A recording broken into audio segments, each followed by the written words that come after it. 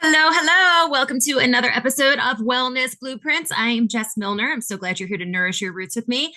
And for today, I want to talk about there have been some health headlines that, health related headlines. And I'm noticing that they are pretty much sending a lot of people into like this really overwhelmed overdrive. Nervous system is going to be responding to that. And there's really just no reason for that. So let's, take a second and figure out how we can find some balance here. I just want to kind of reframe this a little bit for you. So, you know, health headlines come out, wellness headlines, there's things that come out, and then there's always agreement and disagreement, in the comments section or what have you, regarding whatever this was. Okay.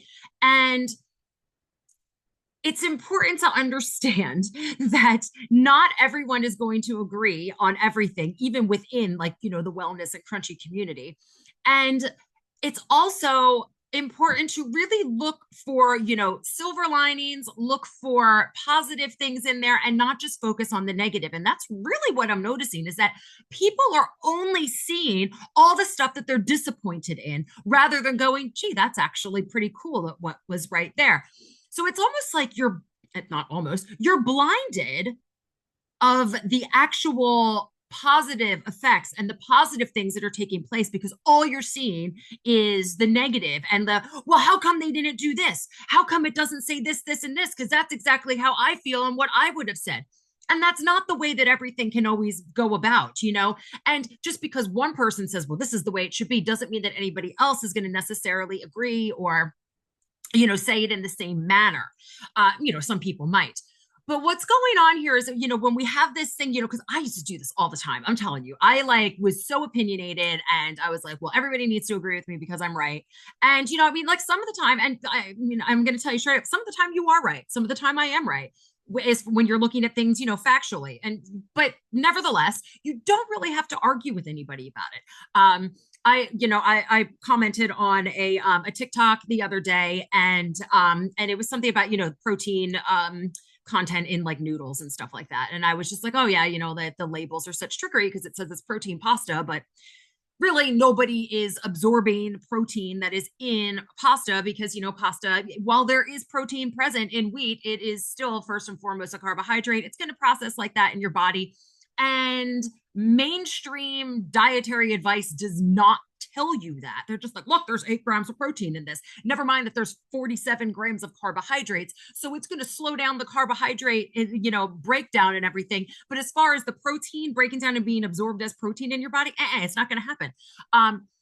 So, or at least not like you're not absorbing all of that. You know what I'm saying? So, this person was like, well, I disagree. And I was sitting there thinking to myself, okay, you disagree with fact, but like, okay, whatever. I was like, all right, I don't need you to agree with me. Have a great day.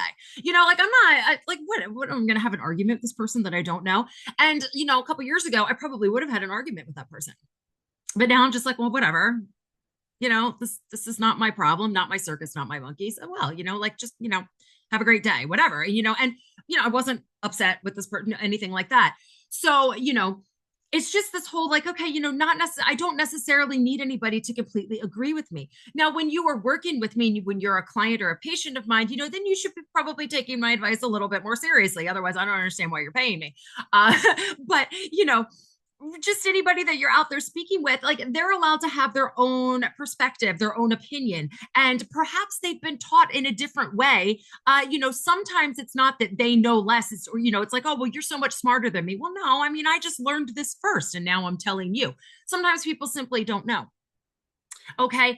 So now with that in mind, for an example that I'm going to use for today, one of the headlines that I saw a lot of this week was that there are a few restaurants out there that are now making it public that they are going to be starting to fry their stuff in beef tallow instead of the seed oils that they've been using for decades. There was a couple of them there. I remember seeing like Popeyes and Steak and Shake and whatever. And I know that like the, stuff like Buffalo Wild Wings has been doing that for a while. So, so at first, people are posting this with like, this is a step in the right direction. Look at this. And then, you look through all the comments and people are saying things like, well, they're mixing it with palm oil at this restaurant or it's deodorized at this place and blah, blah, blah, blah, blah. Okay. So, but here's the thing. You're seeking perfection when really all we need to be doing is looking for steps in the right direction. We should be looking more for progress. Now, that perfection is coming from a place in your lowest energy center. It comes from your root, and that is stemming from fear. You want to like when you have this fear, this constant fear, and guilt is in there as well. You're going to start to have obsessive behaviors. You're going to start to have control issues. You're going to have crazy restrictions on things. And it's this fear that you're doing something wrong or that something's going to harm you if you don't do it perfectly. And it leads into perfectionism. Now, perfectionism is simply not possible. So you're going to lose every single time when that is your goal. And I have definitely been in that spot before. I don't know if I've told the story, but like I was so like against my kids having tap water that I like flipped out when my daughter was like trying to get a drink out of a water fountain at a Target. And people were looking at me like, what the hell's wrong with this lady, you know? And now looking back, I'm like, well, like, yeah, there's stuff in the tap water that's not good for anybody. But like, if she has a sip of tap water, is something bad going to happen to her right away because of it? No, probably not. Very, very unlikely that something like that would happen.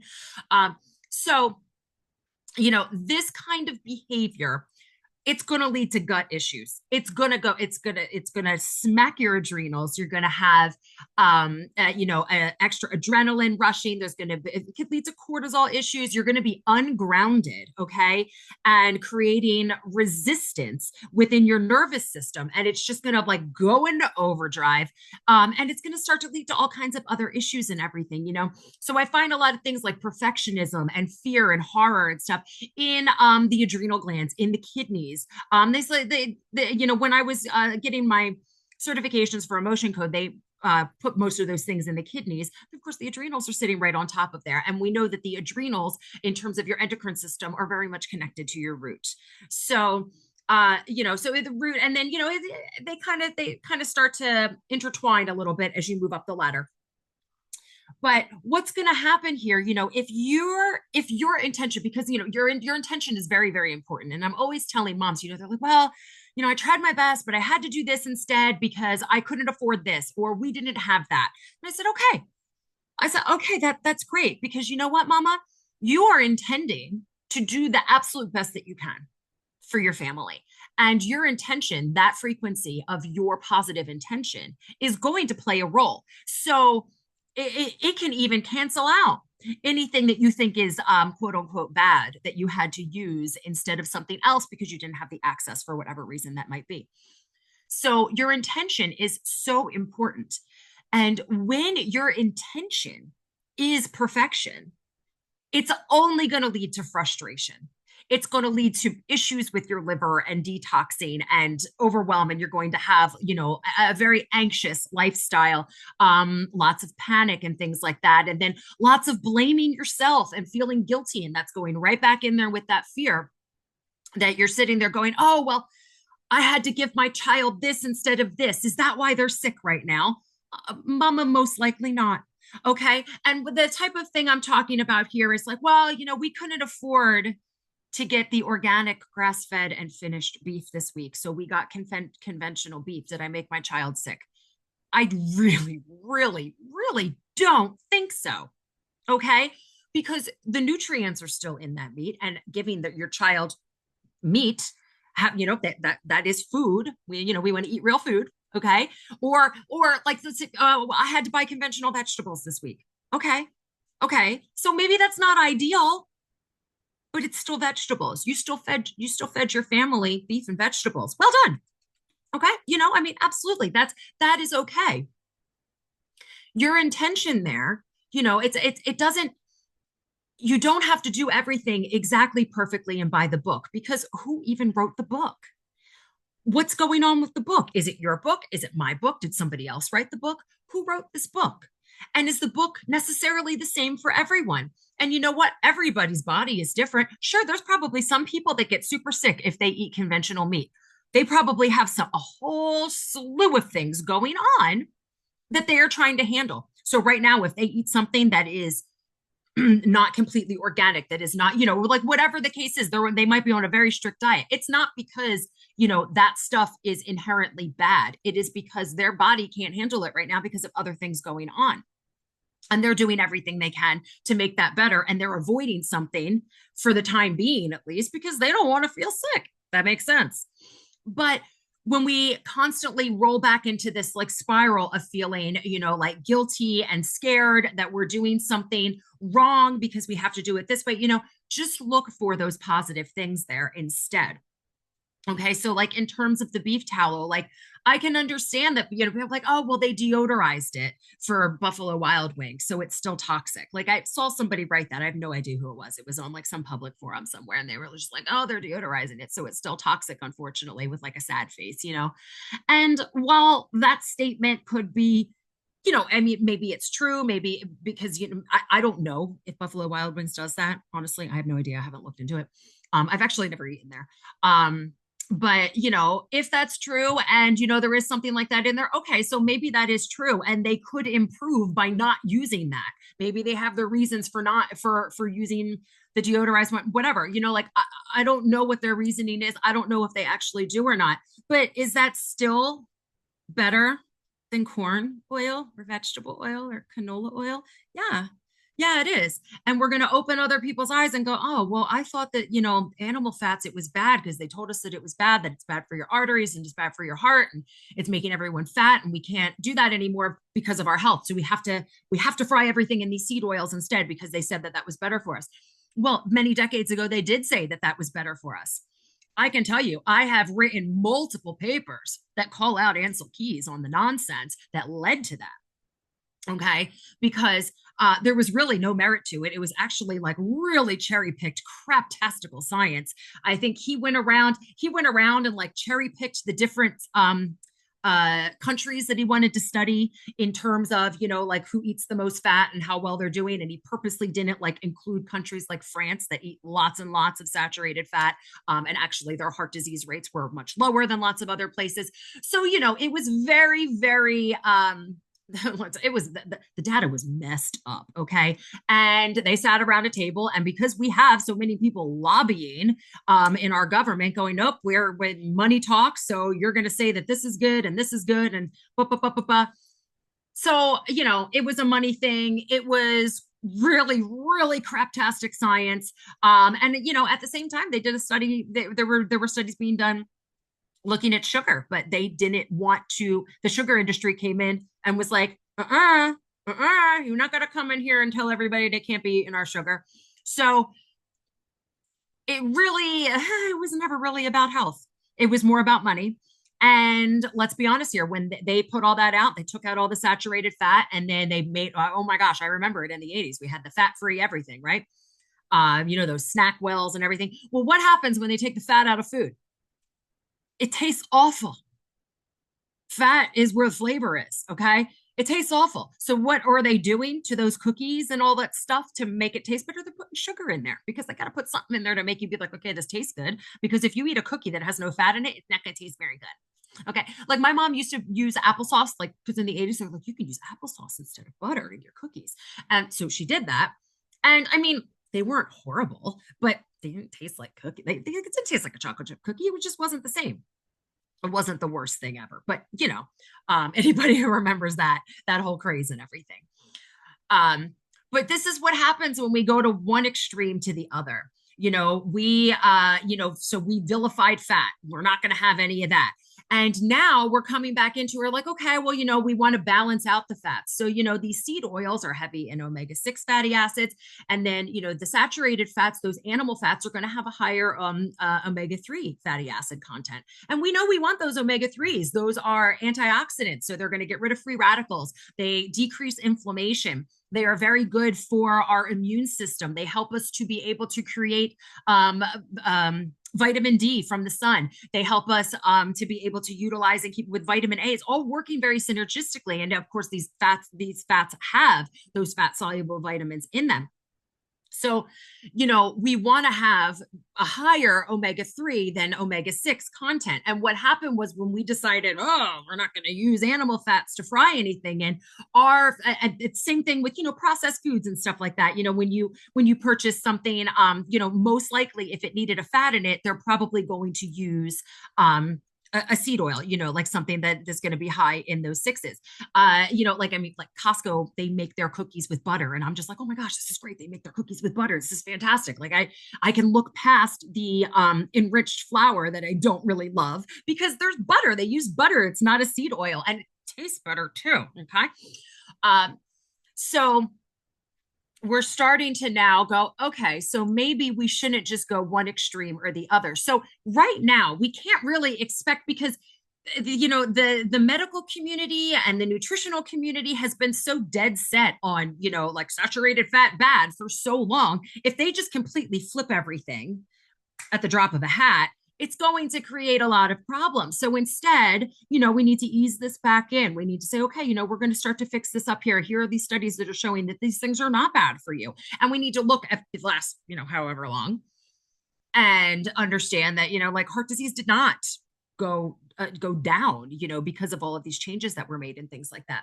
So look at it for what it is. I just gave you like some facts that you can look at objectively and make your own decision on there. If you don't agree with me entirely, that's okay. I'm not going to be mad at you, but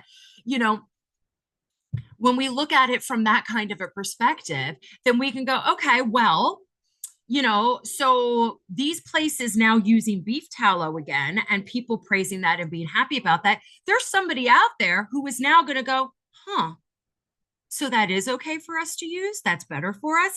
And maybe they had no idea. And now they're going to learn. And now they're going to be okay with those kinds of things.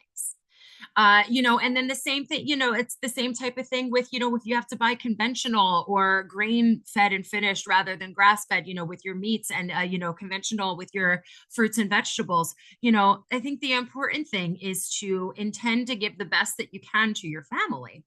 Okay. And then, this is a way to just protect yourself because you want to be able to just breathe through these things. Not everybody has to agree with you, I'm like, okay, this is great. They're going to fry stuff in beef tallow. I mean, honestly, we went to a place local to me that fries everything in beef tallow. And honestly, we haven't gone back because like, yeah, great. You fried it in beef tallow, but it wasn't good anyway. Like I don't listen, public service announcement. Do not put goopy gloppy mayonnaise, I don't care how you flavor it, on a freaking waffle. Like what in the fresh hell is wrong with you? Yeah, anyway. That's just me. I don't care if you like mayonnaise. That's great. But like you don't, it's a freaking waffle. Why? Gross. No, no, no. And then if somebody says, please don't put it on there, for the love of God, don't put it on there. But I digress. But anyway, so we can protect ourselves by just looking at things for what they are. Find a couple of things that are positive. Even if you look at something, you go, oh my gosh, okay, so I was really expecting a different outcome with this. I can't believe that this person didn't say exactly these things that I wanted them to say. Instead, look for little things that maybe that they did say that's a good thing. Like, like, okay, well, Steak and Shake is using beef tallow. Okay, great. I mean, I could sit here and be like, all right, but like, it's still fast food. So like, it's probably not your first choice anyway. I could sit there and shame everybody. Well, why are you eating fast food in the first place? There's so many different ways that we can like hop into this and just be rude to each other about it. But the fact is, look at it. Okay, well, some people are going to go, oh, wow, why are they using that? I thought that was bad. Maybe it's not bad. And then they look it up and they start to realize maybe it's not all that bad. And then maybe they can take small steps to improve their health. Maybe they can figure out that there are better ways for them to take care of themselves and their families. So we can protect ourselves by looking at things from an objective perspective. And I keep saying this all the time, but this really, really was helpful for me. And one of the things really is because, it's like, okay, you can breathe, you can put the thing down, you can pretend not to care. But even when you're pretending not to care, your nervous system knows damn well if you still care. You can pretend like you're not, but your nervous system on the inside is still going to know that, like there's a bear chasing you. And even though you're sitting there calmly twiddling your thumbs, pretending like it's not making you upset or anything, or that you're not obsessing over it in some way or another. And, especially neurospicy brains, we're going to kind of like run things on loop and we're going to have, we're going to think about it over and over and over again. So one of the biggest things, and this is true for me, it's been true for so many of my clients, is working through that emotional stuff, working through all of this energetic gunk and being able to move the energy around. So, what kind of energy can we move for you to help you be able to realize that you don't need to let your nervous system think that you're under attack just because, some wellness headline came out that is not 100% to your liking? Because let's be honest, most of the time they're never going to be 100% to our liking, even if we think it's totally to our liking. We're going to find all these people that go, oh, well, no, I don't like that. And then you're like, well, why are you disagreeing with me? And then suddenly everybody's in a fight and we're fighting amongst ourselves. I mean, come on, like, like this is the wellness community here. Like we're supposed to all be friends and help each other. And that really should be the case within any group. But what kind of emotional or,